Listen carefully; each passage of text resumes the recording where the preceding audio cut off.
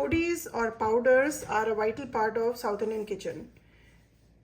Today I'm making Parrupu Podi, which is called as dal powder. When you don't have time and when you are very hungry and you can only prepare some rice, this is the best thing to have in hand. This is also a great powder to take when you travel and you don't have much vegetarian options. This comes very handy. Let's see how to make Parrupu Podi in my style.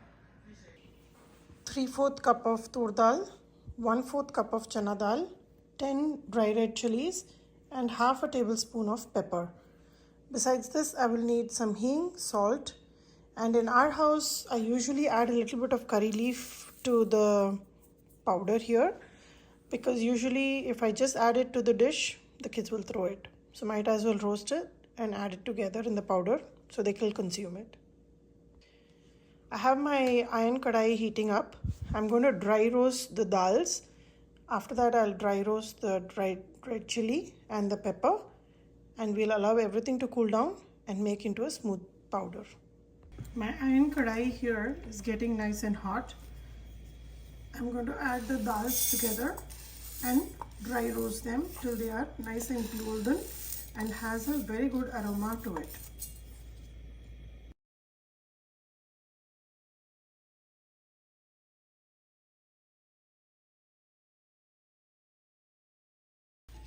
When the dal is nice and aromatic and it's also starting to turn a little golden brown, I will add the red chilies that I showed before. Along with that, I will also add the black pepper that we measured out. Just in the same kadai along with the dals, roast it all very well and remove it in a plate to cool it down. This will take very little time. If you are using regular salt, you don't have to add it, but if you are using rock salt, add about 1.5 tablespoons of rock salt to this portion and roast it while all of this is also getting done. Just roast it for about a minute and it should be all ready. Few people have asked me why I use granulated hing instead of the powder hing. So now I want to show you something very interesting. I'm not sure if you can see it, but in all these powdered hing bottles, they use refined wheat flour. And if you're trying to go gluten-free, this is not going to help you. So that is why I refrain from using the powdered ones and prefer to use the granulated ones. So whenever you're using the granulated ones, you don't have that issue because it is made into pieces and then dried away. This also has a little bit of the all-purpose flour that is added to it, but not as much as the powdered version. This also does have, but not as much. So give it a thought about the ingredient that you're using in your cooking. And if you are very particular that you do not want to add any of these, you can use the regular hing itself. Today I'm going to add the granulated hing. So for that, I just need 1 drop of oil and add about 1/2 teaspoon of granulated hing. I'm just going to roast it and then add it with the other ingredients and allow them to cool off. After that, a little bit of curry leaf, which I have just air dried inside the house.